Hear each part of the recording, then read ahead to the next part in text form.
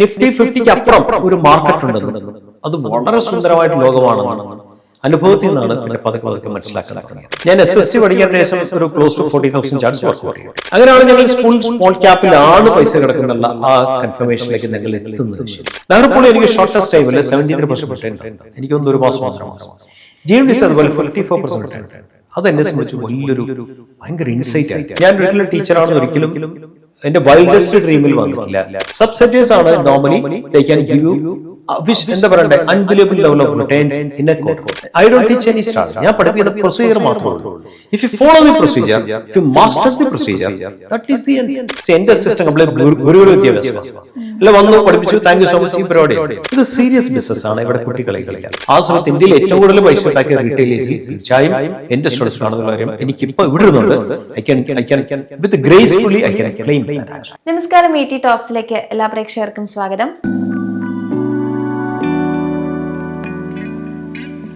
ഇന്ന് നമ്മളൊരു സ്പെഷ്യൽ സെഷനാണ് വെച്ചിരിക്കുന്നത്. നമ്മൾ പല സെഷനുകളായിട്ട് നമ്മളുടെ അടുത്ത് വന്നിട്ട് എക്സ്പേർട്ട് വ്യൂസ് നൽകിയിട്ടുള്ള ഒരു സാറാണ് കൃഷ്ണകുമാർ ബാലകൃഷ്ണൻ സാർ. അപ്പോൾ അദ്ദേഹത്തിൻ്റെ ഒരു ഇൻവെസ്റ്റ്മെൻറ്റ് ജേണിയെ കുറിച്ച് പേഴ്സണലായിട്ടുള്ള കുറച്ച് ക്വസ്റ്റ്യൻസ് ആണ് നമ്മൾ ഇന്ന് തയ്യാറാക്കിയിട്ടുള്ളത്. അപ്പോൾ അദ്ദേഹത്തിൻ്റെ ഇൻവെസ്റ്റ്മെൻറ്റ് ജേണി എങ്ങനെയായിരുന്നു, ക്യാപിറ്റൽ മാർക്കറ്റിലെ എക്സ്പീരിയൻസ് എങ്ങനെയായിരുന്നു, അത്തരം കാര്യങ്ങളൊക്കെയാണ് നമ്മൾ ഇന്നത്തെ സെഷനിൽ ഡിസ്കസ് ചെയ്യുന്നത്. അപ്പോൾ നമുക്ക് അദ്ദേഹത്തെ വെൽക്കം ചെയ്യാം. Welcome sir. Thank you. Yes. അപ്പോൾ സാർ ഇതിന് മുന്നേ വന്നിട്ട് നമുക്ക് ഒരുപാട് എക്സ്പേർട്ട് വ്യൂസ് തന്നിട്ടുണ്ട്. എങ്ങനെയാണ് നമ്മൾ സ്വിംഗ് ട്രേഡിങ്ങിൽ ശ്രദ്ധിക്കേണ്ട കാര്യങ്ങൾ, അങ്ങനെ ഒരുപാട് ഇൻസൈറ്റ്സുകളും കാര്യങ്ങളും തന്നിട്ടുണ്ട്. അപ്പോൾ സാറിൻ്റെ ഒരു ക്യാപിറ്റൽ മാർക്കറ്റ് ജേണി എവിടെയാണ് സ്റ്റാർട്ട് ചെയ്യുന്നത്, എങ്ങനെയായിരുന്നു സാറിൻ്റെ മാർക്കറ്റിലോട്ടുള്ള എൻട്രി? ഞാൻ 1992 വളരെ യങ് ഏജിൽ ഫീൽഡ് വന്ന വ്യക്തിയാണ്. ഫീൽഡ് പറവെന്ന് വെച്ച് വന്ന വ്യക്തിയൊന്നുമല്ല, ഒരു ഡെസ്റ്റിനി, ഒരു നിയോഗം കണക്ക് ഫീൽഡ് വന്ന വ്യക്തിയാണ്. ഫീൽഡ് വരാൻ കാര്യം എന്ന് വെച്ചാൽ എൻ്റെ വളരെ ക്ലോസസ്റ്റ് ഫ്രണ്ട്, അവൻ്റെ ഫാദർ ഒരു ടീച്ചർ, ഒരു ഡോക്ടറായിരുന്നു. അദ്ദേഹത്തെ ധാരാളം ബ്രോക്കേഴ്സുമായിട്ട് പരിചയം ഉണ്ടായിരുന്നു. അങ്ങനെ അവൻ്റെ ഇൻവെസ്റ്റ്മെൻറ്റ്, അവൻ ധാരാളം ഇൻവെസ്റ്റ് ചെയ്യാൻ തുടങ്ങി സ്റ്റോക്കിൽ. അങ്ങനെ അവൻ പറഞ്ഞാണ് ഞാൻ ആദ്യമായിട്ട് റിലയൻസിനെ കുറിച്ചൊക്കെ കേൾക്കുന്നത് തന്നെ. Reliance, Karnataka bank, Andhra bank, അവൻ പറഞ്ഞുള്ള നല്ലൊരു എനിക്കുണ്ട്. അങ്ങനെ ഒരു സമയം പറഞ്ഞു, എന്തുകൊണ്ട് നിനക്ക് സ്റ്റാർട്ട് ചെയ്തോടാ. അപ്പോൾ എൻ്റെ വേറെ പൈസ ഒന്നും ഇല്ലായിരുന്നു കേട്ടോ, സ്റ്റാർട്ട് ചെയ്യാനായിട്ട് പൈസ വേണോ. എനിവേ എൻ്റെ ഒരു 12,000 രൂപ ആകെ ഉണ്ടായിരുന്നതാണ് അന്ന്. കാര്യം അത്ര ജോലിയൊന്നും കിട്ടാത്ത ഏജാണ് ശരിക്കും. അപ്പോൾ ഞാൻ പറഞ്ഞു ഓക്കെ ഫൈൻ, എനിക്കൊന്നും അറിയില്ല, ടോട്ടലി ബ്ലാങ്ക് ആണ്. അപ്പോൾ അവൻ എന്നെ കൊണ്ടൊരു സബ് ബ്രോക്കറിൻ്റെ അടുത്ത് പോയി. ബ്രോക്കറും അല്ല, സബ് ബ്രോക്കറിൻ്റെ അടുത്ത് പോയി. സബ് ബ്രോക്കറിൻ്റെ ഓഫീസിൽ പോയി. അപ്പോൾ അദ്ദേഹം പറഞ്ഞു AK സ്ട്രക്ചർ എന്ന് പറയുന്ന കമ്പനിയുണ്ട്, നല്ല കമ്പനിയാണെന്ന്. ഞാൻ പറഞ്ഞു ശരി ആയിക്കോട്ടെ, നമുക്ക് അറിയില്ലല്ലോ എന്താണെന്നുള്ള കാര്യം. അന്ന് പേപ്പറാണ് ശരിക്കും, അന്ന് ഈ ഡിജിറ്റൽ ഫോം ഒന്നുമല്ല. പുള്ളി ഒരു പേപ്പർ എടുത്ത് തന്നു, ഒരു എന്താ പറയണ്ടേ, ഒരു സർട്ടിഫിക്കറ്റ് തന്നു. അതിൻ്റെ ബാക്കിൽ സൈൻ ചെയ്ത് മേടിച്ചു. 1,800 രൂപ 100 സ്റ്റോക്കിന് ഞാൻ അത് കൊടുത്തു. അങ്ങനെ ആദ്യമായിട്ട് ഒരു സ്റ്റോക്ക് മേടിക്കുന്നത്. ഇന്ന് വരെ ആ സ്റ്റോക്ക് ഞാൻ ജന്മത്തെ കണ്ടിട്ടില്ല. അതാണ് എൻ്റെ ആദ്യത്തെ അനുഭവം ഈ മാർക്കറ്റുമായിട്ട് ബന്ധപ്പെട്ട്. പക്ഷേ എന്തോ സംതിങ് അട്രാക്റ്റഡ് മീ. എന്താണെന്നുള്ള കാര്യം എനിക്കറിയില്ല, അത് പറയാൻ എനിക്കറിയില്ല. പക്ഷെ എന്ത് സംഭവിച്ചെന്ന് വെച്ചാൽ അന്ന് മാനേജ്മെൻറ്റ് സ്റ്റഡീസിൻ്റെ എനിക്ക് അഡ്മിഷൻ കിട്ടിയത് കേരളത്തിന് വെളിയിലാണ്. എനിക്ക് കേരളത്തിന് വെളിയിൽ പോകേണ്ടി വന്നു അത് പഠിക്കാനായിട്ട്. ആണെങ്കിൽ പോലും എൻ്റെ മനസ്സിൽ ഈ സ്റ്റോക്ക് മാർക്കറ്റ് എന്ന് പറഞ്ഞാൽ ആ ഒരു വലിയൊരു ഒരു ഡിവൈൻ ഒരു ആ കൺസെപ്റ്റ് വളരെ സ്ട്രോങ് ആയിട്ടുണ്ടായിരുന്നു. അൺഫോർച്യുനേറ്റ്ലി എൻ്റെ ഫ്രണ്ട് ഇതിനിടെ മരിച്ചുപോയി, ആക്സിഡൻറ്റിൽ മരിക്കുകയും ചെയ്തു. എനിവേ, സോ അത് കഴിഞ്ഞ ശേഷം ഞാനൊരു വലിയ കമ്പനിയുടെ ഒരു സൗത്തിൻ്റെ ഹെഡായിട്ട് ജോയിൻ ചെയ്തു. ഞാൻ ജോയിൻ ചെയ്ത് കഴിഞ്ഞിട്ട് അതൊരു എന്താ പറയുക B2B മാർക്കറ്റാണ് ശരിക്കും ഞാൻ വർക്ക് ചെയ്തത്. B2B മാർക്കറ്റിൽ അന്ന് കൂടുതൽ മാർവാഡീസ് ആയിരുന്നു, കൂടുതലും ഹോൾസെയിലേഴ്സും അവരൊക്കെ. അപ്പോൾ ഇവരടുത്ത് പോകുമ്പോഴൊക്കെ ഇവരെല്ലാം മാർക്കറ്റ് ഇൻവെസ്റ്റ് ചെയ്യുന്ന ആൾക്കാരാണ് ശരിക്കും. ഇവരടുത്ത് പോകുമ്പോഴൊക്കെ ഞാൻ ശ്രദ്ധിക്കാൻ, ഇവർ സപ്പോസ് നമ്മൾ അവരെ മീറ്റ് ചെയ്യാൻ പോകുമ്പോൾ അവരുടെ കൂട്ടത്തിൽ ചെറുവേണ്ടത് ഒരു 3-4 പേര് കാണും. ഇവരൊക്കെ കമ്പനീസിനെ കൂടെ സംസാരിക്കുന്നത്, ആ ബിസിനസ്സിനെ കുറിച്ചാണ് സംസാരം കൂടുതൽ. ഇതൊക്കെ ഞാൻ ശ്രദ്ധിക്കാൻ തുടങ്ങിയെന്നുള്ളതാണ് സത്യം. എന്നെ സംബന്ധിച്ച് അതൊക്കെ ഒരു പിച്ചവെപ്പ് എന്നൊക്കെ നമ്മൾ പറയില്ലേ, അങ്ങനെയൊക്കെയുള്ള ഒരു തുടക്കം തന്നെ ആയിരുന്നു ശരിക്കും. അതിനുശേഷം ഞാൻ ഈ പറയുന്ന കണക്ക് ഡൽഹി ബേസ്ഡ് ആയിട്ടുള്ളൊരു MNC കമ്പനിയുടെ ഈസ്റ്റ് ആൻഡ് വെസ്റ്റിൻ്റെ ഹെഡായിട്ട് ജോയിൻ ചെയ്തു. ഈ കമ്പനിയുടെ നിയമപ്രകാരം അവരുടെ ഹെഡ് ക്വാർട്ടർ ഡൽഹിയിലാണ്. So I to stay in Delhi, but I to travel to all Mumbai, Calcutta, all these places every week. അപ്പം മൺഡേ മോർണിംഗ് ഫ്ലൈറ്റ് പോകും, ഫ്രൈഡേ മോർണിംഗ് ഫ്ലൈറ്റ് തിരിച്ചു വരും. പോകുന്ന മുംബൈക്കായിരിക്കും, തിരിച്ചു വരുന്ന കൽക്കട്ടയിൽ നിന്നോ ഗോവയിൽ നിന്നോ വേറെങ്കിലും ലൊക്കേഷൻസിൽ നിന്നായിരിക്കും ശരിക്കും. അപ്പോൾ എന്താ പറ്റിയെന്ന് വെച്ചാൽ സ്ഥിരം നമ്മൾ ട്രാവൽ ചെയ്യുന്നുണ്ടേ നമുക്ക് ധാരാളം ആൾക്കാർ മുഖപരിചയം ഭയങ്കരമായിട്ട് വന്നു. അപ്പോൾ കൂട്ടത്തിലൊരു വ്യക്തി, ഒരു 10-75 വയസ്സുണ്ട് അദ്ദേഹത്തിന്. ഒരു ദിവസം ഈ ഡൽഹിയിലൊക്കെ പ്രശ്നം എന്ന് വെച്ചാൽ ഈ മഞ്ഞ് കൂടുതലുള്ള സമയത്ത് ഫ്ലൈറ്റ് കറക്റ്റ് ടൈമിൽ ഫ്ലൈറ്റ് ടേക്ക് ഓഫ് ചെയ്യില്ല, കാരണം വിസിബിലിറ്റി ഇഷ്യൂസ് ഉണ്ട്. അപ്പോൾ എന്താ സംഭവിച്ചാൽ എയർപോർട്ടിൽ ഭയങ്കര ജനമായിരിക്കും. ഇന്നത്തെ കണക്ക് വലിയ എക്സ്പാൻഷൻ ഉള്ള എയർപോർട്ട് ആയിട്ടില്ല. ഇത് ഞാനീ പറഞ്ഞ 2010 കാലഘട്ടത്തെ കാര്യമാണ് പറയുന്നത്. So something around 15-16 years back. അപ്പോൾ ഒരു മൺഡേ മോർണിംഗ് ഞാൻ കുറച്ച് നേരത്തെ എയർപോർട്ടിലെത്തി. എനിക്കൊരു സീറ്റ് കിട്ടി. അന്ന് ഈ പറഞ്ഞ കണക്ക് ഫ്ലൈറ്റ്സ് എല്ലാം വിസിബിലിറ്റി ഇഷ്യൂവിൽ ഫ്ലൈറ്റ്സ് എല്ലാം ബ്ലോക്കായി. അത് ഞാൻ നോക്കി ഇദ്ദേഹം ഇങ്ങനെ നടന്നു ഒരു സീറ്റ് തപ്പി. അപ്പോൾ ഞാൻ ഇദ്ദേഹത്തിന് വിളിച്ചിരുത്തി, എൻ്റെ സീറ്റ് ഇരുത്തി. അതിനുശേഷം ഞാൻ നല്ല പരിചയമുണ്ട് ഇദ്ദേഹത്തിന്. ഇദ്ദേഹം എൻ്റെ കൂടെ മുമ്പേക്ക് ട്രാവൽ ചെയ്യുന്ന വ്യക്തിയാണ്. തിരിച്ചു വരുന്ന വേറെ ലൊക്കേഷൻ ആയിരിക്കും, അദ്ദേഹം മുംബൈയിൽ നിന്നായിരിക്കാം. ഫോർച്യുനേറ്റ്ലി ഫ്ലൈറ്റിൽ എൻ്റെ സീറ്റ് അദ്ദേഹത്തെ സീറ്റിനോട് വളരെ അഡ്ജസ്റ്റ്മെൻറ്റ് സീറ്റാണ് കിട്ടിയത്. സോ അദ്ദേഹം ഒരു ഡോക്ടറാണ്. അദ്ദേഹത്തിന് അന്ന് 70 years പ്ലസ് ഉണ്ടായിരുന്നു. പക്ഷേ hugely passionate in stock trading. Actually അദ്ദേഹത്തിന് ഗുറാഗൗണിൽ ഒരു ഗസ്റ്റ് ഹൗസ് ഉണ്ട്, ഒരു ചെറിയ ഓഫീസുണ്ട് ഇതുമായിട്ട് ബന്ധപ്പെട്ട്. അദ്ദേഹം വീക്കിലി ട്രാവൽ ചെയ്യും. അപ്പോൾ അദ്ദേഹത്തിൻ്റെ മദർ വളരെ ഓൾഡ് ഏജ് ആണ്. അപ്പം മദർ വീൽ ചെയറിലായതുകൊണ്ട് മദറുമായിട്ട് വളരെ അറ്റാച്ച്ഡ് ആണ് അദ്ദേഹം. അതുകൊണ്ടാണ് എല്ലാ ആഴ്ചയിലും തിരിച്ച് ഡൽഹിയിൽ വരുന്നത്. ശരിക്കും അപ്പം വന്ന് 2 ദിവസം അമ്മയുടെ കൂടെ, ഫാമിലിക്ക് ഡൽഹിയിലാണ്, അമ്മയുടെ കൂടെ നിൽക്കും. മൺഡേ മോർണിംഗ് തിരിച്ചു പോകും. നിൽക്കുന്ന മാത്രമല്ല, അദ്ദേഹം 2 ദിവസം നിൽക്കുമ്പോൾ അദ്ദേഹം കമ്മ്യൂണിറ്റി സർവീസ് ഡോക്ടറായിട്ട് അദ്ദേഹം ഈ ആൾക്കാരുടെ പൈസ ഒന്നും മേടിക്കാതെ കമ്മ്യൂണിറ്റി സർവീസ് എല്ലാം ചെയ്യുന്നൊരു വ്യക്തിയാണ്. അപ്പം അന്നാണ് അദ്ദേഹത്തിനെ പരിചയപ്പെട്ട് മനസ്സിലാക്കുന്നത് ഇങ്ങനെയാണെന്നൊക്കെ. ഞാൻ പലപ്പോഴും അദ്ദേഹത്തിൻ്റെ ഓഫീസിൽ അതിനുശേഷം മുംബൈയിൽ ഞാനുള്ള സമയത്ത് അദ്ദേഹത്തിൻ്റെ ഓഫീസിൽ പോകും. അദ്ദേഹം ഫ്രീ ആകുമ്പം ഞങ്ങൾ കുറച്ച് നേരം നല്ല പ്രായ വ്യത്യാസമുണ്ട്. അപ്പോൾ അദ്ദേഹത്തെ സംബന്ധിച്ച് എൻ്റെ മകനെ പോലെയാണ്. ഞങ്ങൾ എന്തെങ്കിലും കഴിച്ചുകൊണ്ട് സംസാരിക്കും, ചായ കുടിച്ച് സംസാരിക്കും, വിസിറ്റ് അവർ കോഫി, അദ്ദേഹത്തിൻ്റെ എക്സ്പീരിയൻസ്, അദ്ദേഹത്തിൻ്റെ ആ എന്താ പറയണ്ടത്, അദ്ദേഹത്തിൻ്റെ ആ മാർക്കറ്റിനെ കുറിച്ചുള്ള. അപ്പോൾ ഇതൊക്കെ എന്നെ സംബന്ധിച്ച് വലിയ വലിയ അനുഭവങ്ങളായിരുന്നു. ഈ പറഞ്ഞ കണക്ക് വലിയൊരു മനുഷ്യനെ കണ്ടെത്തുന്ന വെച്ചാൽ ഒരു ദൈവത്തിൻ്റെ നിയോഗമാണ് ശരിക്കും.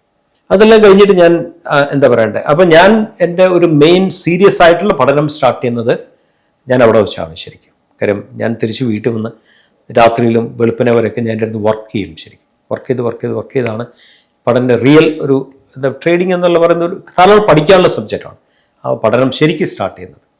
അതിന് നമുക്ക് ട്രേഡ് ചെയ്യുമായിരുന്നു, കുറച്ച് എന്താ പറയണ്ടേ, ജസ്റ്റ് ഒരു ട്രേഡിംഗ് എന്നുള്ള കൺസെപ്റ്റ് നിൽക്കാൻ വേണ്ടി ട്രേഡിംഗ് ആയിരുന്നു. വലിയൊരു ഇൻവെസ്റ്റ്മെൻ്റ് ഒന്നും നടത്തിയിട്ടില്ലായിരുന്നു. അതിനുശേഷമാണ് ഇൻവെസ്റ്റ്മെൻറ്റിലേക്ക് പോകുന്നത്. ശരി, അതിനുശേഷം ഞാൻ തിരിച്ച് നാട്ടിലേക്ക് വന്ന് ഞാൻ ഒരു ഫുൾ ട്രേഡിലേക്ക് മാറാൻ തുടങ്ങി. ബേസിക്കലി എല്ലാവരും പോലെ തന്നെ ഞാനും ആദ്യം Nifty 50 എന്നുള്ള കൺസെപ്റ്റിലൊക്കെയാണ് ട്രേഡ് ചെയ്തത്. ശരി, 2016 എൻ്റെ 4 ഫ്രണ്ട്സ്, 2 പേര് കാനഡയിലും 2 US-ലാണ്. അവരെന്നെ ദിവസം വിളിച്ചിട്ട് പറഞ്ഞു, അടുത്ത സുഹൃത്തുക്കൾ, എടാ നിനക്ക് US മാർക്കറ്റിന് എന്തെങ്കിലും പഠിപ്പിച്ചു തരാൻ പറ്റുമെന്ന് ചോദിച്ചു. പിന്നെ സന്തോഷമുള്ള കാര്യം. അങ്ങനെ ഞങ്ങൾ 2016 അന്ന് ഇതൊക്കെ ആയി തുടങ്ങി. ഏതാ പറയണ്ടേ, നെറ്റൊക്കെ ആയി തുടങ്ങി. നമുക്ക് ആൾക്കാരെ സമ്മതിക്കാനുള്ള സാഹചര്യം വളരെ കൂടി. 2016-17 ഇറയാണ് ശരിക്കും. അങ്ങനെ ഞങ്ങൾ ഓൺലൈനിൽ സ്റ്റാർട്ട് ചെയ്തു. ഓൺലൈൻ്റെയൊക്കെ തുടക്കമായിരുന്നു എന്ന് എൻ്റെ ഓർമ്മ. ആ സമയത്ത് ക്ലാസ്സുകൾ ഞാൻ പഠിപ്പിക്കാൻ തുടങ്ങി. രാത്രി 8:30 മുതൽ 10, 12, 1 മണി വരെ. ഫ്രണ്ട്സ് അല്ലേ, അപ്പോൾ പഠനം മാത്രമേ കളിതമാശകൾ അതിൻ്റെ അകത്തുണ്ട്. അങ്ങനെയാണ് ശരിക്കും ഈ പഠിപ്പിക്കൽ എന്ന കൺസെപ്റ്റിലേക്ക് വരുന്നത്. ശരിക്കും അപ്പം ഞാൻ MBA മാനേജ്മെൻറ്റ് പഠിക്കുന്ന സമയത്ത് ഞാൻ ഈ ഓപ്പറേഷൻ റിസർച്ച് എന്നൊരു സബ്ജക്റ്റ് ഉണ്ടായിരുന്നു. അത് പല ആൾക്കാരും ടഫായിരുന്നു ഈ സബ്ജക്റ്റ്. എന്നെ സംബന്ധിച്ച് വളരെ എന്താ പറയുക, ഞാൻ മാത്സ് ബേസ് ആയതുകൊണ്ട് എനിക്ക് എളുപ്പമായിരുന്നു സാർ. ഞാൻ അന്ന് ധാരാളം ഈ ഓപ്പറേഷൻ ഈ സബ്ജക്റ്റ് പഠിപ്പിക്കാനായിട്ട് കണ്ടമാനം ഞാൻ പെയിനും എടുത്തിരുന്നു. ഫീസൊന്നും മേടിച്ചല്ല, കൂടുതൽ കൊളീഗ്സിനെ പിക്ക് ചെയ്യുക, സപ്പോർട്ട് ചെയ്യാൻ. അവിടെ നിന്നാണ് എൻ്റെ പഠിപ്പിക്കൽ സ്റ്റാർട്ട് ചെയ്യുന്നത് ശരിക്കും. പിന്നെ പഠിപ്പിക്കൽ ഇങ്ങോട്ട് മാറി, ഏതാ ഫ്രണ്ട്സിൻ്റെ അടുത്തേക്ക് മാറി. ഞാൻ ഒരിക്കലും ടീച്ചറാണെന്ന് ഒരിക്കലും എൻ്റെ വൈൽഡസ്റ്റ് ഡ്രീമിൽ വന്നിട്ടില്ല. എൻ്റെ അച്ഛനൊരു ടീച്ചറായിരുന്നു, എൻ്റെ 4 തലമുറകൾ ടീച്ചേഴ്സാണ്. അപ്പം ബാക്കി 4 തലമുറ ടീച്ചേഴ്സ് ആകുമ്പം ഒരു എന്താ പറയുക, ലീനിയേജ് എന്നൊരു കൺസെപ്റ്റ് ഉണ്ട്. അത് ദൈവത്തിൻ്റെ നിശ്ചയങ്ങളാണ്, നമ്മുടെ നിശ്ചയമേ അല്ല ശരിക്കും. ഞാനും ഔത്തിലേക്ക് എത്തപ്പെട്ട ഒരു വ്യക്തിയാണ് ശരിക്കും. അല്ല ടീച്ചിങ് പഠിപ്പിക്കാനായിട്ടുള്ള ടീച്ചിങ്ങിൻ്റെ ക്വാളിഫിക്കേഷൻസ് ഉണ്ടോ, ഒരു MBA BEd അങ്ങനെ ക്വാളിഫിക്കേഷൻ അതൊന്നും അല്ല എനിക്കുള്ളത് ശരിക്കും. പക്ഷെ എത്തപ്പെട്ട ഒരു വ്യക്തിയാണ്, അതാണ് സത്യം ശരിക്കും. അപ്പോൾ എന്താ സംഭവിച്ചാൽ ഈ ക്ലാസ് പതുക്കെ ഫ്രണ്ട്സിൽ തുടങ്ങി. പിന്നെ കൊച്ചിയിലുള്ള അറിയാവുന്ന പല ആൾക്കാരും ക്ലാസ്സിൽ വരാൻ തുടങ്ങി. അപ്പോൾ ഒന്നും ക്ലാസ്സിലേക്ക് സീരിയസ് ആയിട്ട് ഞാൻ എപ്പോഴും ചിന്തിച്ചിട്ടില്ല, അതാണ് സത്യം. ഞാൻ എന്താ സംഭവിച്ചെന്ന് വെച്ചാൽ Nifty 50 അപ്പുറം ഒരു മാർക്കറ്റ് ഉണ്ടെന്നും അത് വളരെ സുന്ദരമായിട്ട് ലോകമാണെന്നും അനുഭവത്തിൽ നിന്നാണ് പിന്നെ പതുക്കെ മനസ്സിലാക്കാൻ തുടങ്ങിയത്. ആ മാർക്കറ്റിൻ്റെ പേരാണ് സ്മോൾ ക്യാപ്പ്. പക്ഷേ സ്മോൾ ക്യാപ്പിൽ Nifty 50 ഒരു കളിയും നടക്കത്തില്ല. വളരെ ഡീറ്റെയിൽ പഠിക്കേണ്ട കൺസെപ്റ്റാണ്. ഈ കൺസെപ്റ്റ്സ് കംപ്ലീറ്റ് പ്രൈസ് ആക്ഷനിൽ പഠിക്കേണ്ട കൺസെപ്റ്റാണ്. അപ്പോൾ ആ സമയത്ത് ഞങ്ങൾ ഓൾ ഇന്ത്യയിലെ കുറച്ച് ആൾക്കാർ ചേർന്ന്, ആരും കണ്ടും പരിചയമില്ല, നെറ്റിൽ കണ്ടുള്ള പരിചയം ചേർന്ന ആൾക്കാർ ചേർന്ന് എല്ലാ ഞായറാഴ്ചയും ഉച്ചയ്ക്ക് 2 മണി മുതൽ 4 മണി ഒരു ഡിസ്കഷൻ ഉണ്ടായിരുന്നു. ഞങ്ങൾ 10-12 പേരുണ്ട്, പല ലൊക്കേഷനിലെ ആൾക്കാർ. അക്കൂട്ടത്തിൽ എനിക്ക് സമീർ ഗുപ്ത എന്ന് പറയുന്ന ഒരു ഫ്രണ്ടിനെ കിട്ടി. സമീർ ഒരു ചാർട്ടേഡ് അക്കൗണ്ടൻ്റ് ആണ്. സമീർ ഹുസൈൻ ഇവിടെ കൃഷ്ണ നമുക്ക് ഒരുമിച്ച് മൂവ് ചെയ്യാമെന്ന് പറഞ്ഞു. പിന്നെന്താ, വളരെ സന്തോഷമുള്ള കാര്യം. അങ്ങനെ ഞാനും സമീറും മാത്രമായിട്ട് വളരെ ഇൻറ്റൻസ് ആയിട്ടുള്ള എന്താ പറയുക ഡിസ്കഷനും അനാലിസിസിലേക്ക് മാറി. ഈ വാസ് ഈക്വലി സിൻസിയർ ആയിരുന്നു സമീർ. അങ്ങനെയാണ് ഞങ്ങൾ സ്മോൾ ക്യാപ്പിലാണ് പൈസ കിടക്കുന്നുള്ള ആ കൺഫർമേഷനിലേക്ക് ഞങ്ങൾ എത്തുന്നത്. ശരിക്കും സ്മോൾ ക്യാപ്പിൽ പൈസ കിടക്കുന്നത്, പക്ഷേ എങ്ങനെ സ്മോൾ ക്യാപ്പിൽ പോകണം? നമ്മൾ ചുമ്മാ നമ്മൾ ലാർജ് ക്യാപ്പ് പോകുന്നത് സ്മോൾ ക്യാപ്പ് ട്രേഡ് ചെയ്യാൻ പറ്റില്ല. ഇതിൻ്റെ ലാൻഡ്സ്കേപ്പിംഗ് വ്യത്യാസമാണ് ശരിക്കും. ഒരു ദിവസം 2017 തോന്നുന്നു, ഒരു ദിവസം ഉച്ചയ്ക്ക് ഞാൻ ഒരു സൺഡേ ഞാൻ ചാർട്ട് വർക്കൗട്ട് ചെയ്തു. ആ ചാർട്ട് വർക്കൗട്ട് ഞാൻ സമീറിന് ചാർട്ട് മെയിൽ ചെയ്തു. അന്ന് വാട്സപ്പ് ഒന്നും ഇല്ലെന്ന് എൻ്റെ ഓർമ്മ, അതോ തുടക്കമാണെന്ന് എനിക്ക് ഓർക്കുന്നില്ല. ഞാൻ സമീർ ഈ ചാർട്ട് എനിക്ക് തോന്നുന്നു ഇത് ഹിറ്റാകും, ഒരാഴ്ച വാച്ച് ചെയ്യും. എന്താ സംഭവിച്ചതെന്ന് വെച്ചാൽ മൺഡേ മാർക്കറ്റ് ഓപ്പൺ ചെയ്ത് വെനിസ്ഡേ മാർക്കറ്റ് 1100 പോയിന്റ് താഴെ പോയി. തേഴ്സ്ഡേ ഞാൻ പറഞ്ഞ സ്റ്റോക്ക് 11% കയറി. അതെന്നെ സംബന്ധിച്ച് വലിയൊരു എന്താ ഒരു യുറൈക്ക എന്നൊക്കെ പറയത്തില്ലേ, അതായിരുന്നു കാര്യം. എന്തുകൊണ്ട് കയറി, എന്തുകൊണ്ട് നിഫ്റ്റി താഴ്ക്കുമ്പം ഈ സാധനം കയറാൻ സാധിക്കുന്നു? അതെന്നെ സംബന്ധിച്ച് വലിയൊരു റിസർച്ചിൻ്റെ സ്റ്റാർട്ടിങ് ആയിരുന്നു ശരിക്കും. ഞാൻ അവിടെ നിന്നാണ് ടോട്ടൽ ബ്ലൈൻഡ്നെസ് എന്നുകൊണ്ട് റിസർച്ച് സ്റ്റാർട്ട് ചെയ്യുന്നത് ശരിക്കും. സംതിങ് അറൗണ്ട് 4-4.5 കൊല്ലം റിസർച്ച് ചെയ്തു സ്മോൾ ക്യാപ്പിനെ കുറിച്ച് മാത്രം. 2022 ഫെബ്രുവരി മാസം ലാസ്റ്റ് വീക്കിൽ റഷ്യ ഉക്രൈൻ വാർ തുടങ്ങുന്ന സമയത്ത് റിസർച്ച് കംപ്ലീറ്റ് ചെയ്തിട്ട് ആ പ്രൊസീജിയർ ആദ്യമായിട്ട് മാർക്കറ്റ് ടെസ്റ്റ് ചെയ്യാനിട്ടു. അന്ന് മാർക്കറ്റ് തകർന്ന് തരിപ്പണമായിരിക്കുന്ന മാർക്കറ്റാണ്. 2 സ്റ്റോക്ക് മേടിച്ചത്, ഒന്ന് നഗർപോളിയും ഒന്ന് GMDC. കുറച്ച് വീതം, നഗർപോളി എന്തോ 100 സ്റ്റോക്ക്, GMDC ചെറിയ എമൗണ്ട്. നമുക്കറിയില്ലല്ലോ എങ്ങനെ റെസ്പോണ്ട് ചെയ്തു. നഗർപോളി എനിക്ക് ഷോർട്ടസ്റ്റ് ടൈമിൽ 73% റിട്ടേൺ തന്നു, എനിക്കൊന്ന് 1 മാസം 1.5 മാസം. GMDC അതുപോലെ 54% റിട്ടേൺ തന്നു. അതെന്നെ സംബന്ധിച്ച് വലിയൊരു ഭയങ്കര ഇൻസൈറ്റ് ആയിരുന്നു. കാരണം മാർക്കറ്റ് തകരുമ്പോഴും സ്ട്രോങ് ആയിട്ട് പെർഫോം ചെയ്യുന്ന സ്റ്റോക്കുകൾ സ്മോൾ ക്യാപ്പിലുണ്ട്. ആ സ്റ്റോക്കുകളെ കണ്ടെത്തുന്നതിനെ കുറിച്ചുള്ള റിസർച്ചാണ് ചെയ്തത്. ഞാൻ ചെയ്ത റിസർച്ചിനെ ഞാൻ ഫൈൻ ട്യൂൺ ചെയ്യാൻ തുടങ്ങി. 2 മാസം ഫൈൻ ട്യൂൺ ചെയ്യുമ്പോൾ ഞാൻ സ്റ്റക്കപ്പായി, എവിടെയോ പോയി ഞാൻ സ്റ്റക്കപ്പായി. എവിടെയാണെന്ന് എനിക്ക് മനസ്സിലാക്കാൻ സാധിക്കുന്നില്ല.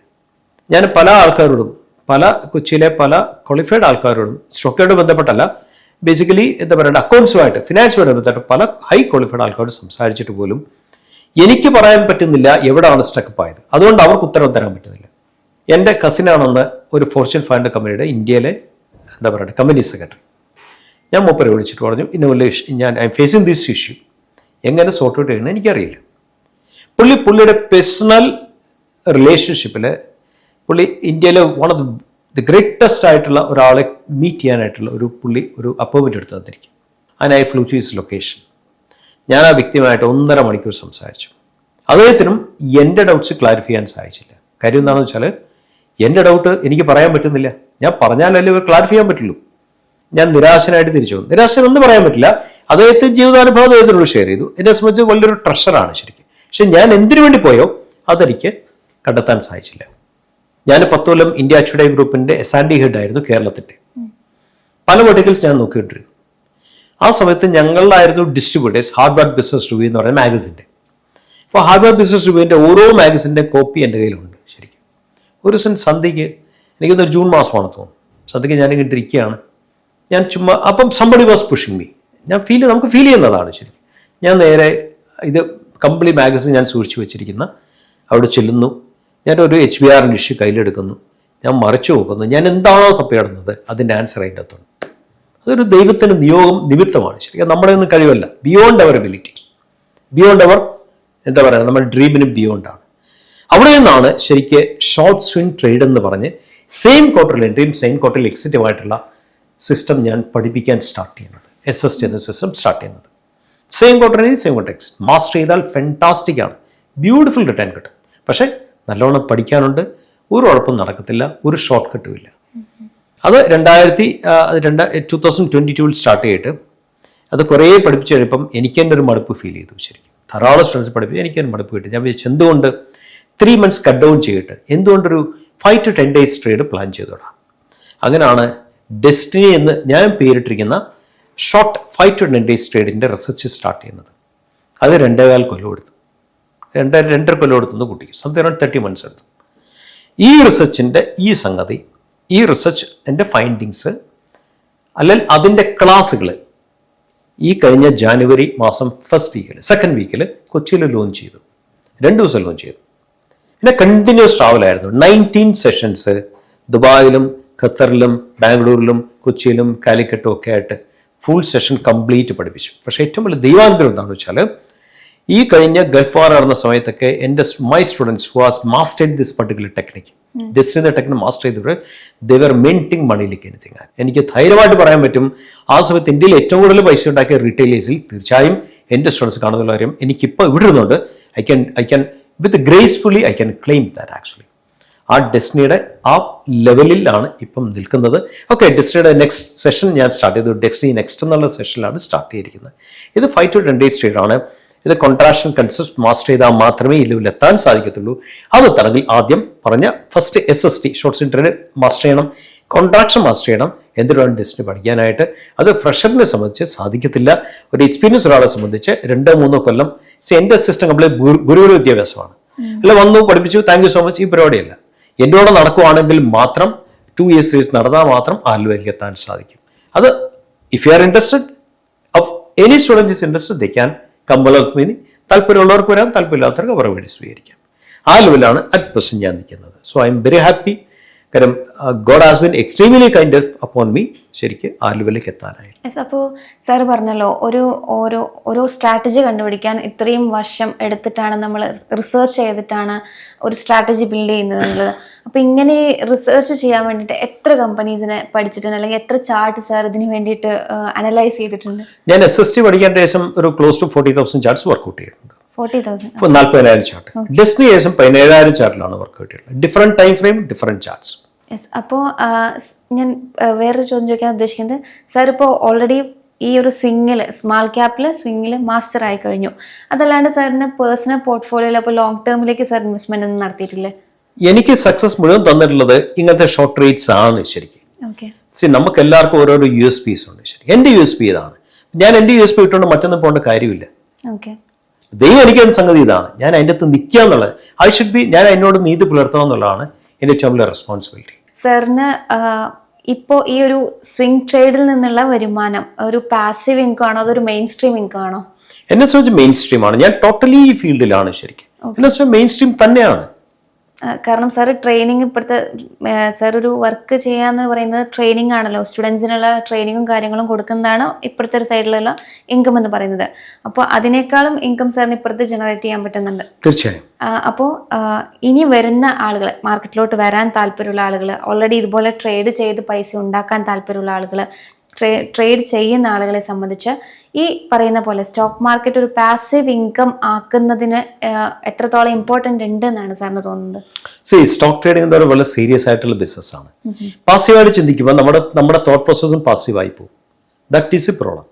ഇത് സീരിയസ് ബിസിനസ് ആണ്. ഇവിടെ കുട്ടികളിലില്ല. ഒന്നാമത്തെ കാര്യം, ഞാൻ എൻ്റെ സ്റ്റുഡൻസിനോട് എപ്പോഴും പറയുന്ന ഫിലോസഫി എന്താണെന്ന് വെച്ചാൽ, ഒരിക്കലും മാർക്കറ്റ് ബെയറിഷ് ഇല്ല, എല്ലാ ദിവസവും മാർക്കറ്റ് ബുള്ളിഷാണ്. ഏറ്റവും ബെയറിഷായിട്ട് മാർക്കറ്റിൽ പോലും കയറുന്ന സ്റ്റോക്കുകളുണ്ട്. നമ്മളത് കണ്ടെത്താൻ മാസ്റ്റർ ചെയ്തിട്ടുണ്ടോ ഇല്ലയോ? ഇരൊറ്റ ക്വസ്റ്റ്യൻ മാത്രമേ ഉള്ളൂ.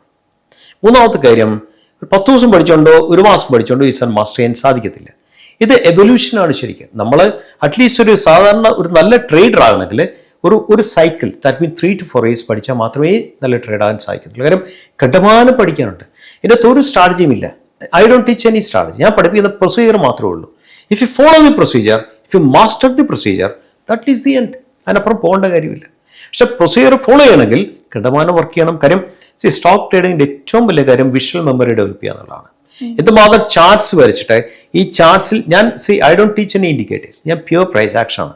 അത് പ്രൈസ് ആക്ഷൻ മുഴുവൻ എൻ്റെ ഫൈൻഡിങ്സ് ആണ് പറയുന്നതാണ്. അപ്പൊ എങ്ങനെയാണ് പ്രൈസ് ആക്ഷൻ നമുക്ക് കറക്റ്റ് ക്യാച്ച് ചെയ്യാൻ സാധിക്കുന്നത്, എങ്ങനെയാണ് ക്യാൻഡിൽസും പോലെ നമ്മളോട് സംവദിക്കുന്നത്, ആ രീതി നമ്മളെത്തണമെങ്കിൽ നമ്മൾ ചാർട്ട്സ് വരച്ച് നമ്മൾ മാസ്റ്റർ ചെയ്യണം. അതിൻ്റെ അകത്ത് ഇതിനെ പറയുന്നത് വിഷ്വൽ മെമ്മറി. നമ്മുടെ മെമ്മറിക്കകത്ത് കംപ്ലീറ്റ് ആ വിഷൻ ഉണ്ടായിരിക്കണം. അത് ഡെവലപ്പ് ചെയ്യണമെങ്കിൽ അതിൻ്റെ ആയിട്ടുള്ള ടൈം എടുക്കും. ആ വിഷൻ ഡെവലപ്പ് ചെയ്യണമെങ്കിൽ ആ സ്പീഡിലേക്ക് എത്തണമെങ്കിൽ ടൈം എടുക്കും. ഈ 2 കാര്യങ്ങളും നമ്മൾ എക്സ്പെക്ട് ചെയ്യാതെ മാസ്റ്റർ ചെയ്യാൻ സാധിക്കത്തില്ല. ഇതാണ് റിയാലിറ്റി. അതോടൊപ്പം തന്നെ വേറൊരു ചോദ്യം ചോദിക്കട്ടെ. അതായത് ഇപ്പോൾ സാറ് കുറേ കമ്പനീസിന് പഠിക്കുന്നുണ്ടല്ലോ. ഓരോ തവണ ട്രേഡ് എടുക്കാൻ വേണ്ട സമയത്തും ഒരുപാട് കമ്പനികൾ സാർ പഠിക്കുന്നുണ്ട്. ഡീപ്പായിട്ട് പഠിച്ചതിന് ശേഷമാണ് സാർ ഒരു പൊസിഷൻ എടുക്കുന്നത്. അപ്പോൾ സാറിന് എക്സലൻ്റ് ആയി തോന്നിയിട്ടുള്ള ഒരു കമ്പനി, ഇപ്പോൾ സാർ ഇതുവരെ പഠിച്ചതിൽ വെച്ച് നല്ലൊരു കമ്പനിയാണിത് എന്ന് തോന്നിയിട്ടുള്ള ഒരു കമ്പനി പറയാൻ പറ്റുമോ? എനിക്ക് ഏറ്റവും അട്രാക്റ്റീവ് ആയിട്ട് തോന്നിയതും വൺ ഓഫ് ദി ബെസ്റ്റ് ആയിട്ട് തോന്നിയ കമ്പനി GVT ആണ്. റെക്കമെൻഡേഷൻ ആയിട്ട് എടുക്കാൻ പാടില്ല. GVT എന്ന് പറയുന്ന ഇന്റർനാഷണൽ ഒരു കമ്പനിയുടെ സബ് ബ്രാൻഡാണ് ഇന്ത്യയിലുള്ളത്. രണ്ടാമത്തെ കാര്യം, ഇവർ വർക്ക് ചെയ്യുന്ന ബേസിക്കലി പവർ സെഗ്മെന്റ് വർക്ക് ചെയ്യുന്ന കമ്പനിയാണ്. And they got huge orders with them. ഇവരെ നമ്മൾ GVT ആയിട്ട് നമ്മൾ ശ്രദ്ധിക്കേണ്ട കാര്യം യൂറോപ്പിലും US-ലും ഓർഡേഴ്സ് ഇന്ത്യയിലേക്ക് ട്രാൻസ്ലേറ്റ് ഇന്ത്യയിൽ നിന്ന് മാനുഫാക്ചർ ആയിട്ടാണ് എക്സ്പോർട്ട് ചെയ്യുന്നത്. അപ്പോൾ ഇന്ത്യൻ കമ്പനിക്ക് ഡിമാൻഡ് ചെയ്യാം. EBITDA ആണെങ്കിലും നെറ്റ് പ്രോഫിറ്റിന്റെ കാര്യത്തിൽ the can demand actually. GVT ആയിട്ട് ഞാൻ ധാരാളം കമ്പനിക്ക് പറയാൻ സാധിക്കും. ഒരു കമ്പനി ചോദിച്ചാൽ ഒറ്റ കമ്പനിയുടെ പേര്, 100 കമ്പനി ചോദിച്ചാൽ 100 കമ്പനിയുടെ പേര് ഞാൻ പറയും. മനസ്സിലായി? ഒറ്റ കമ്പനി ചോദിച്ചു ഒറ്റ കമ്പനിയുടെ പേര് പറഞ്ഞു. അപ്പോൾ അതുകൊണ്ടാണ് എനിക്ക് കമ്പനി വളരെ ഇഷ്ടം. കാര്യം ആ ലെവലിലേക്ക് ഇന്ത്യയിൽ പവർ എപ്പോഴും ഷോർട്ടേജ് ആണ്, ഇപ്പോഴും ഹ്യൂജ് ഷോർട്ടേജ് ആണ് പവർ. അപ്പം ആ ലെവലിൽ വർക്ക് ചെയ്യുന്ന ഒരു കമ്പനിയാണ് GVT ആണെന്ന് പറയുന്ന നേരത്തെ നമ്മൾ മനസ്സിലാക്കേണ്ട കാര്യം എന്താ, കമ്പനിയുടെ മാനേജ്മെന്റ് എത്തിക്സ് സൂപ്പർബാണ്, എക്സിക്യൂഷൻ സ്റ്റാൻഡേർഡ് ഫെന്റാസ്റ്റിക് ആണ്, ഇന്റർനാഷണൽ കമ്പനിയുടെ സബാണ് ശരിക്കും. അപ്പോൾ ആ ലെവലിൽ പ്രോഫിറ്റ്സ് ചെയ്തുകൊണ്ടിരിക്കുന്ന കമ്പനിയാണ് അവർ. ഇത് കൂടാതെ തന്നെ അവർ കൂടുതലായിട്ടും അവരുടെ എക്സ്പോർട്ട് ഫോക്കസ്ഡ് ആണ് കൂടുതലായിട്ടും. കാര്യം അവരുടെ പേരന്റ് കമ്പനിയുടെ പല കാര്യങ്ങളും ഇവിടെയാണ് ചെയ്യുന്നത്, അവിടെ കപ്പാസിറ്റി ഇല്ലാത്തതുകൊണ്ട് ഇവിടെയാണ് ചെയ്യുന്നത് ശരിക്കും. ആ രീതിയിൽ എന്നെ സംബന്ധിച്ച് എന്നെ സംബന്ധിച്ച് പാസ്റ്റ് നോക്കാൻ നേരത്തെ, പ്രസന്റ് അല്ല പറയുന്നത്, പാസ്റ്റ് നോക്കാൻ നേരത്തെ ഇറ്റ് വാസ് വണ്ടർഫുൾ. അപ്പോൾ സാർ ഒരു കമ്പനി ചൂസ് ചെയ്യുന്ന സമയത്ത് ഏത് അപ്രോച്ചാണ് ചൂസ് ചെയ്യുക? അതായത് കമ്പനീനെ നോക്കിയിട്ട് പിന്നീട് പഠിക്കുകയാണോ, അതോ ഇൻഡസ്ട്രി വൈസ് നോക്കിയിട്ട് പിന്നെ കമ്പനി ചൂസ് ചെയ്യണോ, എങ്ങനെയാണ് ചെയ്യുന്നത്? ഞാൻ സാറിൻ്റെ കമ്പനിയെ ചൂസ് ചെയ്യാൻ നേരത്തെ ഞാൻ സാധാരണ ഒരു റിസൾട്ട് സീസണിൽ ഞാൻ സാറിന് 2000-2000 സ്റ്റോക്കുകളുടെ കടന്നു പോകും. എല്ലാ സ്മോൾ ക്യാപ്പും മിഡ് ക്യാപ്പും ആയിരിക്കും. ഞാൻ ആദ്യം ചെയ്യുന്നത് how is it performance, result performance എങ്ങനെയുണ്ട്, എക്സെപ്ഷണൽ പെർഫോമൻസ് ആണ്, നമുക്ക് എക്സെപ്ഷണൽ വേണം എപ്പോഴും. രണ്ടാമത് റിസൾട്ട് പെർഫോമൻസിലെ കൺസിസ്റ്റൻസി എങ്ങനെയുണ്ട്, ചുമ്മാ ഒരു പെർഫോമൻസ് കാണിച്ചു കേട്ടില്ല, കൺസിസ്റ്റന്റ് ആണ് പെർഫോമൻസ്. ഒന്ന് മാനേജ്മെന്റ് എക്സിക്യൂഷൻ സ്റ്റാൻഡേർഡ്സ്, 4 വിസിബിലിറ്റി എങ്ങനെയുണ്ട്. ഈ 4 കാര്യങ്ങൾ ക്രിട്ടിക്കലാണ്. വാല്യുവേഷനേക്കാൾ വരും ഞാൻ വാല്യൂ കൊടുക്കുന്ന പെഗ്രേഷിക്കാണ്. ഇപ്പൊ വാല്യുവേഷൻ കൂടിയിരിക്കുന്നു, പക്ഷെ ഗ്രോത്ത് റേറ്റ് സൂപ്പർ ആണെങ്കിൽ വാല്യുവേഷനെ ജസ്റ്റിഫൈ ചെയ്യാൻ സാധിക്കും. അല്ല വാല്യുവേഷൻ കൂടുതലാണ്, ഗ്രോത്ത് റേറ്റിൽ എന്ന് പറഞ്ഞാൽ പിന്നെ എന്ത് കാര്യം, കയറി നമ്മൾ പെട്ടുപോകും ശരിക്കും. ഇങ്ങനെയുള്ള ലെവലിലുള്ള നമ്മൾ ബേസിക്കലി എൻ്റെ ഫോക്കസ് എന്ന് പറയുന്നത് സെക്ടേഴ്സിലല്ല സബ് സെക്ടേഴ്സിലാണ്.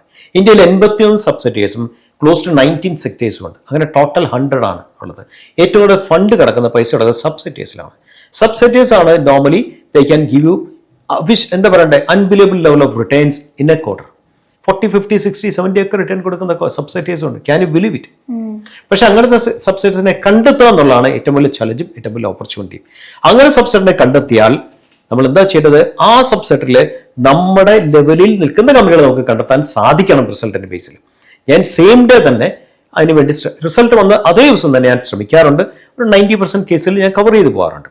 പിന്നെ ചില കമ്പനികൾ 1-2 ദിവസം കഴിഞ്ഞിട്ടായിരിക്കും മാനേജ്മെന്റ് കമന്ററി വരുന്നത്, അല്ലെങ്കിൽ PPT വരുന്നതൊക്കെ 2 ദിവസം കഴിഞ്ഞായിരിക്കും. അപ്പോൾ നമുക്ക് അതുകൂടെ നമുക്ക് ഇൻസൈഡിലേക്ക് ആഡ് ചെയ്യാൻ സാധിക്കും. ഇതെല്ലാം വെച്ചിട്ടാണ് ഞാൻ ഒരു ഫോക്കസ് ലിസ്റ്റ്, എനിക്ക് എല്ലാ കൂട്ടത്തിലും ഒരു പേഴ്സണൽ ഫോക്കസ് ലിസ്റ്റ് ഉണ്ട്. അത് സബ് സെക്ടർ വൈസിലെ ഫോക്കസ് ലിസ്റ്റ് ആയിരിക്കും. അത് സംതിങ് അറൗണ്ട് ഒരു 100-120 കമ്പനികൾ കാണും. മേ ബി ഒരു 25 സബ് സെക്ടർ ആണ് അതിൻ്റെ. അതിന് ട്രെൻഡിങ് സബ് സെക്ടർ മാത്രം ഞാൻ ഫോക്കസ് ചെയ്യും. ആ ട്രെൻഡിങ് സബ് സെക്ടറിലെ സ്റ്റോക്കുകളിൽ എവിടെയൊക്കെ കോൺട്രാക്ഷൻ ഡെവലപ്പ് ചെയ്യുന്നു അവിടെയൊക്കെയാണ് എൻ്റെ എൻട്രി വരുന്നത്. പക്ഷെ അത് പഠിക്കാനുള്ള സംഗതിയാണ്. എന്താ പറയണ്ട, 1-2 ദിവസം പറഞ്ഞുകൊണ്ട് നമുക്ക് ക്യാച്ച് ചെയ്യാൻ സാധിക്കത്തില്ല. കടമാനം പഠിക്കേണ്ട സംഗതിയാണ്. ഇനി അവസാനമായിട്ട് ചോദ്യം പാടുണ്ടോ എന്ന് എനിക്കറിയില്ല. അതായത് സാറിന്റെ ഫസ്റ്റ് ക്യാപിറ്റൽ ഇൻവെസ്റ്റ്മെന്റും പ്ലസ് ഇപ്പോഴത്തെ സാറിന്റെ പോർട്ട്ഫോളിയോയിലെ ഒരു ഗ്രോത്തും പറയുകയാണെങ്കിൽ എത്ര ടൈംസ് ഗ്രോത്ത് സാറിന് ഉണ്ടായിട്ടുണ്ട്? വളരെ ട്രിക്കി ആയിട്ടുള്ള ക്വസ്റ്റ്യൻ ആണത്. ഞാൻ ആദ്യമായിട്ട് ഇൻവെസ്റ്റ് ചെയ്ത് 1800 രൂപയാണ് മാർക്കറ്റിൽ AK സ്ട്രക്ചർ കമ്പനി മേടിച്ചത്. ആ കാശേ എനിക്ക് ടോട്ടലി പോയി കിട്ടി. അതിന്റെ എത്രയോ മടങ്ങിലേക്ക് എനിക്ക് എത്താൻ സാധിച്ചു എന്ന് പറയുന്നത് എൻ്റെ കഴിവല്ല, അതൊരു ഗോഡ്സ് ഗ്രേസ് ആണ്. രണ്ടാമത്തെ കാര്യം, ഇതിനെപ്പോലെ സന്തോഷമുള്ള കാര്യം അല്ലെ ഇതിനെക്കാളും സന്തോഷമുള്ള കാര്യം നമ്മൾ പഠിപ്പിക്കുന്ന സ്റ്റുഡൻസ് പെർഫോം ചെയ്യുന്നതിലാണ്. നമ്മൾ പഠിപ്പിക്കുന്ന സ്റ്റുഡൻസ് ഒരു പ്രൊഫഷൻ കിട്ടുന്നതിനാൽ അത് തരുന്ന ഹാപ്പിനെസ് എന്ന് പറയുന്നത് അത് ബിയോണ്ട് വേർഡ്സ് ആണ് ശരിക്കും. കാര്യം ഞാൻ ആദ്യം പറഞ്ഞല്ലോ, ഞങ്ങൾ 4 തലമുറ, ഞാൻ 5ാമത്തെ തലമുറയാണ് ടീച്ചറായിട്ട്. അപ്പോൾ അതിൻ്റെ ഒരു ഗ്രേസ് എന്ന് പറയുന്നത് that something that cannot be counted actually. അപ്പം ഞാൻ എപ്പോഴും ഒരു സ്റ്റുഡൻറ്റ് പഠിപ്പിക്കുമ്പോൾ ഞാൻ ആദ്യം ആ ഗ്രേസിനെ കുറിച്ച് ആലോചിക്കുന്നത്. കാര്യം അങ്ങനെ നമ്മളൊക്കെ ആലോചിക്കുമ്പോൾ നമുക്കൊരിക്കലും പഠിപ്പിക്കലിനെ നമുക്ക് എന്താ പറയണ്ടേ തമാശയായിട്ട് കാണാൻ സാധിക്കത്തില്ല. നമുക്ക് എപ്പോഴും ഒരു കുട്ടിയുടെ അടുത്ത് സ്ട്രിക്റ്റ് ആയിട്ട് നിൽക്കാവുള്ളൂ. ബെസ്റ്റ് ഇൻസൈറ്റ്സ് നമ്മൾ കൊടുക്കുകയും വേണം. കാര്യം എൻ്റെ തലമുറ ചെയ്ത കർമ്മം അതാണ് ശരിക്കും. ഞാൻ ആ കർമ്മം ചെയ്യാൻ, ഞാൻ റിപ്പീറ്റ് ചെയ്യാനായിട്ട് ഞാൻ ബാധ്യസ്ഥനാണ്. അപ്പം ദൈവാനുഗ്രഹം കൊണ്ട് തന്നെ നല്ല സ്റ്റുഡൻസിനെ കിട്ടാൻ സാധിച്ചു. നല്ല സ്റ്റുഡൻസ് നല്ല പ്രോഫിറ്റ് ഷെയർ ചെയ്യാൻ സാധിച്ചു. നമ്മളെ സംബന്ധിച്ച് അതൊക്കെ ഒരു ആസ് എ ടീച്ചർ നമ്മളെപ്പോഴും സന്തോഷിക്കുന്നതും നമ്മളെപ്പോഴും എന്താ പറയണ്ടേ നമ്മളെ സംബന്ധിച്ച് വലിയ ഗ്രേസ്ഫുൾ മൊമെന്റ്സ് അതാണ് ശരിക്കും. ഞാൻ ധാരാളം ട്രാവൽ ചെയ്യുന്നുണ്ട്, ഇന്ത്യയിലും വിദേശത്തുമായിട്ട്. എവിടെ ചെന്നാലും എൻ്റെ സ്റ്റുഡൻസ് എന്നെ ട്രീറ്റ് ചെയ്യുന്ന ദി വേ ദേ ട്രീറ്റേഴ്സ് അതെപ്പോഴും നമ്മളെ ഹമ്പിളാക്കുകയാണ് ചെയ്യുന്നത്. നമ്മളെപ്പോഴും റിമൈൻഡ് ചെയ്യുന്നതെന്ന് വെച്ചാൽ നീ വഹിക്കുന്ന ഒരു കർമ്മം, 5 കൊല്ലം വരെ വഹിക്കുന്ന കർമ്മത്തിന്റെ എഫക്റ്റാണ്. കാര്യം എന്നെ വെൻ പീപ്പിൾ റെസ്പെക്ട് മീ, എൻ്റെ സ്റ്റുഡൻസിനെ റെസ്പെക്ട് ചെയ്യണമെങ്കിൽ അതെൻ്റെ തലമുറകളുടെ ഒരു സുഹൃതമായിരിക്കും. അപ്പം ഞാനത് സുഹൃതം കണ്ടിന്യൂ ചെയ്യാൻ ഞാൻ ബാധ്യസ്ഥനാണ് ശരിക്കും. അപ്പോൾ എൻ്റെ പ്രോഫിറ്റുകൾ ഉപരി എൻ്റെ സ്റ്റുഡൻസിൻ്റെ പ്രോഫിറ്റ്സ്, അവരുടെ അതുകൊണ്ടുള്ള betterment, that makes me very very എന്താ പറയണ്ടേ, ഹൈലി ബ്ലിസ്ഫുൾ ആക്ച്വലി. അതാണ് സത്യം. Yes, thank you so much sir. ഇത്രയും സമയം നമ്മളോടൊപ്പം ചെലവഴിച്ചതിന് വളരെ ഇൻസൈറ്റ്ഫുൾ ആയിട്ടുള്ള എക്സ്പീരിയൻസും അതുപോലെ തന്നെ സ്ട്രാറ്റജി ബിൽഡ് ചെയ്തതിന്റെ ഒക്കെ സ്റ്റോറിയാണ് നമ്മളിപ്പോൾ കേട്ടത്. അപ്പോൾ ET ടോക്സിൽ മറ്റൊരു വിഷയമായിട്ട് വീണ്ടും കാണാം.